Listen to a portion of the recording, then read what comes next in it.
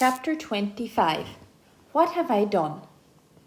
I don't know. He just said he couldn't pick Felix up tomorrow and don't think he could for the rest of the week. Has he got doctor's appointments? No, not that he said. He just didn't seem himself. It's like he's too upset to see anyone. Maybe I should have tried harder to get him over for dinner, Felix, Mum adds, looking across the dinner table at me. Have you noticed anything wrong with your granddad? No, Mum, I say, nearly choking on my runner beans. He was okay the last time I saw him. Only you never went over to play chess with him this afternoon, says Dad. I shrug, then push my food around my plate. It's been an hour since I upset Grandad and my stomach is so chewed up with guilt that looking at food makes me feel sick. I sense Dad looking at me like he does when he's trying to figure out if I've done something wrong at school. I cut a tiny piece of Yorkshire pudding.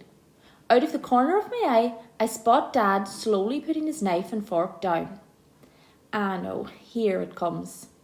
Felix, he says, leaning forward. Are you sure you don't know what is wrong with your granddad? Me and Jake told him he was a spy. No, I don't. Only, you seem pretty quiet and you're not eating much. Neither would you if you'd done what I just did. You know you can tell us if you do, Mum chips in. I said I don't. I push my plate away. I feel so guilty about Grandad that my throat aches like the Yorkshire pudding is jammed in it. Felix, says Mum, where did that come from? We're only concerned about your Grandad. Well, so am I.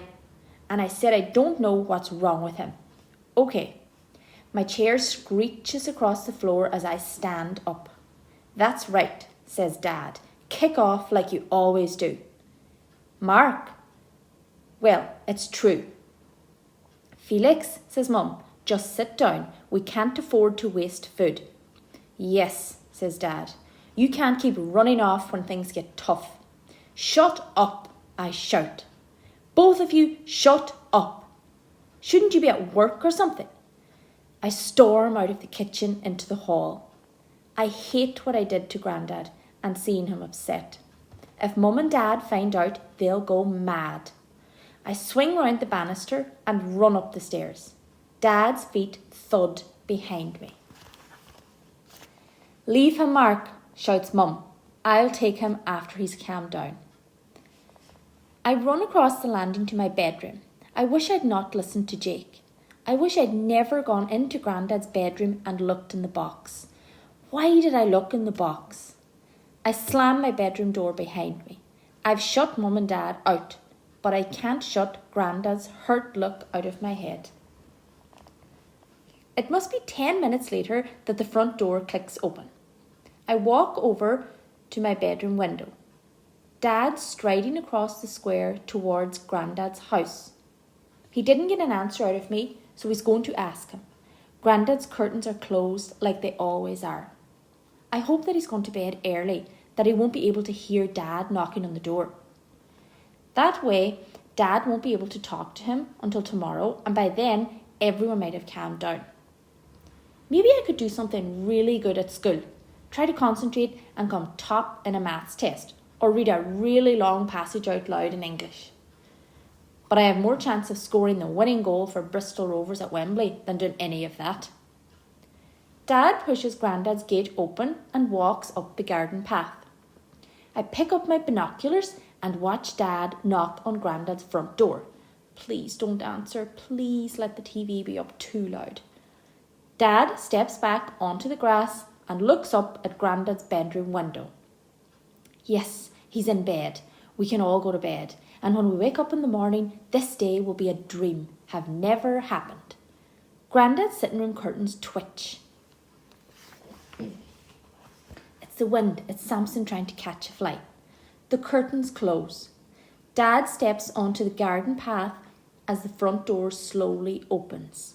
I try to focus on Grandad's face, but he's standing too far back from the door. Dad steps inside and they start talking.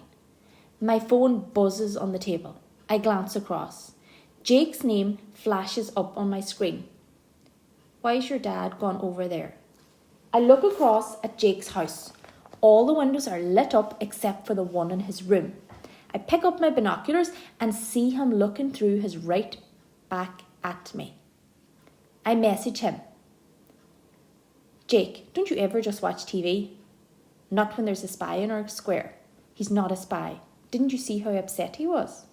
I throw my phone onto the bed and scan across the square. Dad closes Grandad's gate, then waves to him. Grandad waves back and closes his door. Dad's got a confused look on his face, like when he was trying to work out how to fix our washing machine. I walk over to my bedroom door and press my ear against it. I hear the front door open, then the mumble of my parents talking in the kitchen. But I can't make out what they are saying. I gently twist my door handle and creep out onto the landing. He looks awful, says my dad. I've not seen him look so upset, not since Mum died. He looks awful. Never seen him so upset. My heart thuds in my chest. But he's been doing so well ever since we suggested he saw more of Felix. He's been going out more. He loved the diving, says Mum. They suggested he saw more of me? What about them going away last weekend for a break? Was that just a plan to get me and Grandad together? But why? I creep closer. Thing is, I think it was working, says Dad. Like you said, he's been getting out more and Felix has actually been interested in something for once, although I'm not sure he really likes chess. It doesn't matter. At least he's been doing something other than sit in that tree. But now your dad's not eating and Felix is up crying in his room. Something must have happened. I know, but Dad wouldn't say. He just looks so depressed again, sitting in that dark room staring at the TV. I hope he doesn't go back to how he was after Mum died. My heart beats so fast that my pulse beats against the banister. Grandad has been depressed since Grandma died. I knew he was missing her, but I thought he was just being tired and grumpy. When I reach the bottom stair, I turn and see Mum with her back to me, talking to Dad. I edge down the hallway. Dad, I'm sorry. I told Grandad he was a spy. I spot Dad sitting at the kitchen table with his head in his hands. Dad? Mum spins around. Not now, Felix, she says, shaking her head. We're worried about your Grandad. Yes, I know. That's who I want to talk. Felix, Dad snaps. Like Mum said, for once this isn't about you. It's your grandma. But she's gone. Yes, exactly. And we all forgot. It was a year ago today. What? So that's why Grandad was at the florist. He was going to... Mum gives me a weirded out look. Felix, what are you talking about? Nothing, I say, backing away into the hall. Nothing. I think of running out of the front door and across to Grandad to explain, but Mum says he's too upset to see anyone, and that would especially mean me. I run up the stairs into my bedroom. I've been so stupid. I try to get my breath back and look out the window. Outside, it's now so dark that all I can see is the silhouette of our tree and the light shining from our neighbours' windows, except for Grandad's. He's probably sitting in his chair in the dark, like Dad said. My phone buzzes on my bedside table. I pick it up and try to read the message, but the writing is blurry. I wipe my tears from my sleeve. Did your Grandad tell them what we did? He was taking flowers to Grandma's grave. Oh. Now go away. I drop the phone and fall face down on my bed.